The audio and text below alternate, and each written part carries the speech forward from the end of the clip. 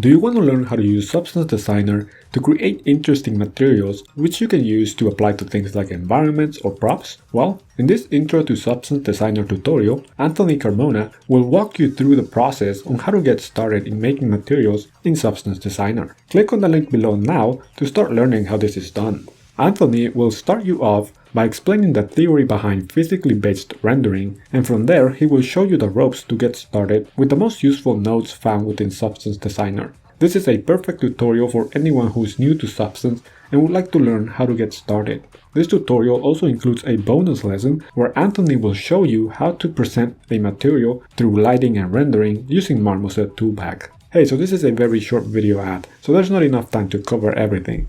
Click on the link in the description now to get started.